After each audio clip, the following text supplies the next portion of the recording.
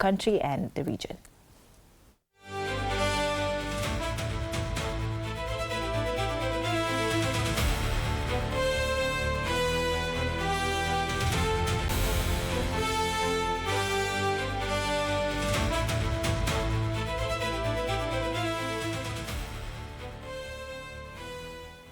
All right, time to get you checking what is headlining the dailies this morning.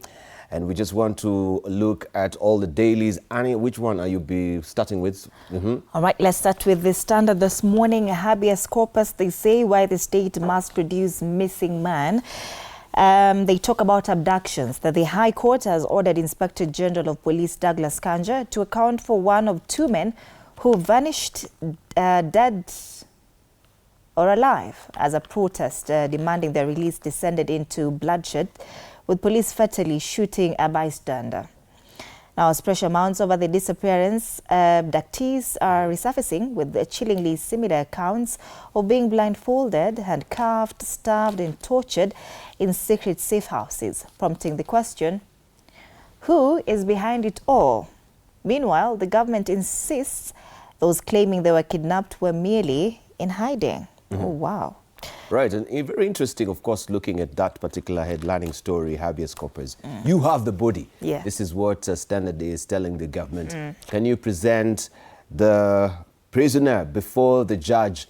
Where are these missing persons? Habeas corpus on the front page of the Standard. All right, and this was happening yesterday in Mathare. Maxwell Kerry is missing alongside Abdulaziz Molu.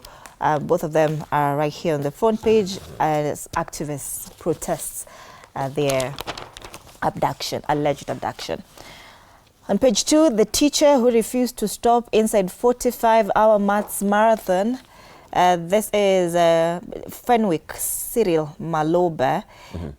He delivered one of the marathon lessons at Menengai High School during his 45-hour Guinness World Record attempt for the longest mathematics lesson. Imagine sitting down for a math lesson for 45 hours. That can be painful for my mind.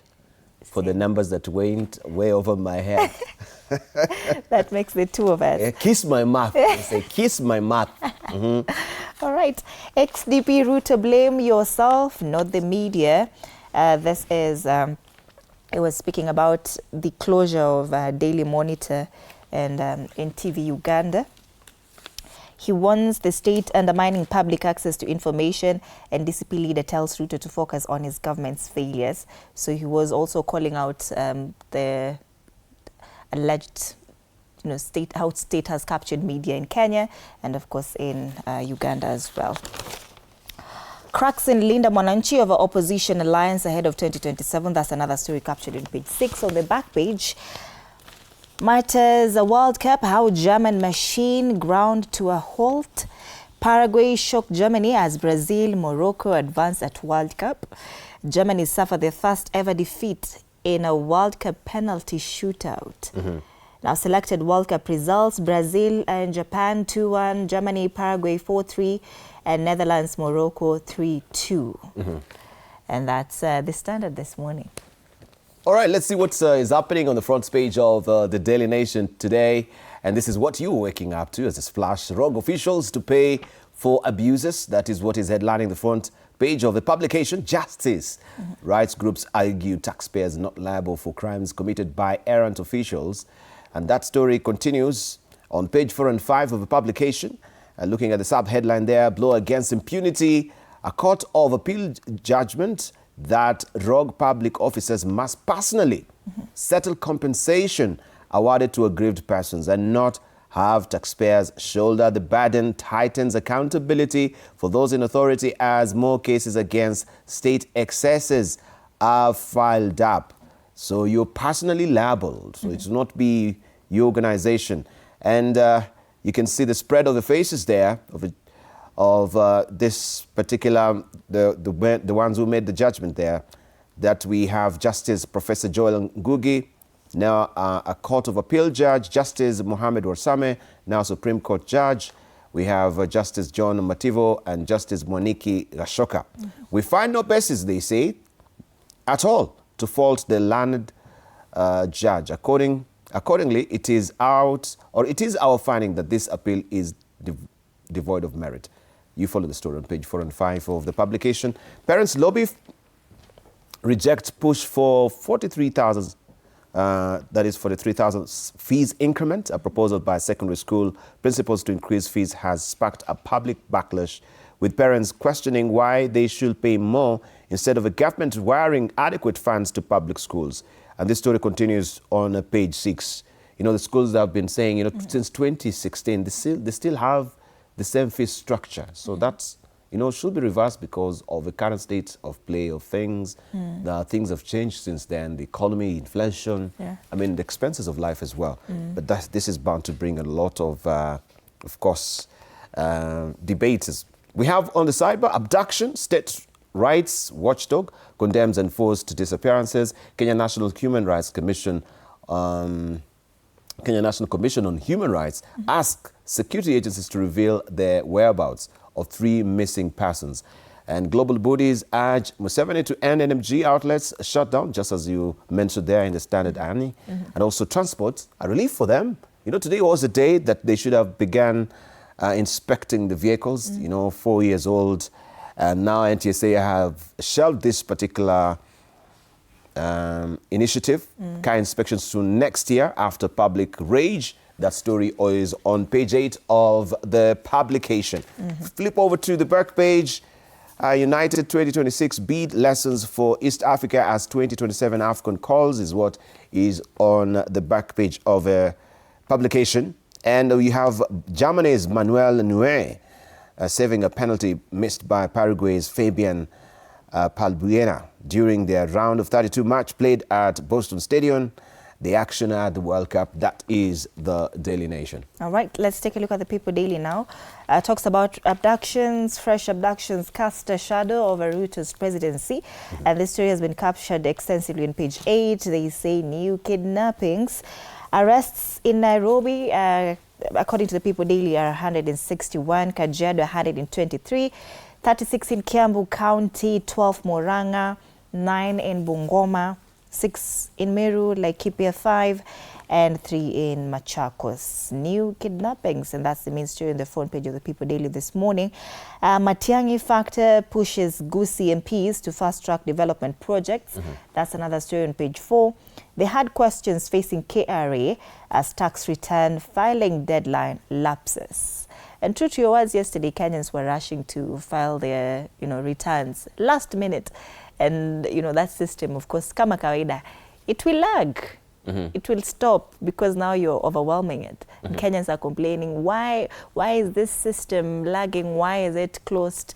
It should be open 24/7, such that if I want to file at any time, I can still file it. Yeah, but they should increase the capacity of the servers. Yeah, this is bound to happen. But the relief for most Kenyans, as you say, is the Finance Bill 2026, where we have amnesty. So the penalty that will have been there, right, will be actually, of course, expunged because of the amnesty. So if you were to be charged 20,000 or penalized 20,000, that amnesty will take over and give you that particular relief. So don't worry that maybe you missed because of a system. There is amnesty. So go and claim or that particular waiver. That will be waived. No, you're encouraging them to be last minuters. No, I'm just trying to tell them there is hope. Hope is a very important. They always say hope deferred makes the heart sick. So there is hope. There is amnesty. And that's the beauty also of the Finance Bill 2026 that is yet to be assented to. If the president assented to it, it was passed. Yeah. It has been assented to. Yes, it was assented to. All right, IEBC vows to stamp out political goons. That is what we have on the front page of the Star. No politician or political party will be spared in fresh campaign to curb violence. That story is on page 4 and 5 of the publication. Rights groups censure state's wave of abductions. And you have 3 million youth hooked on Miraa as heroin, cocaine spread. 3 million.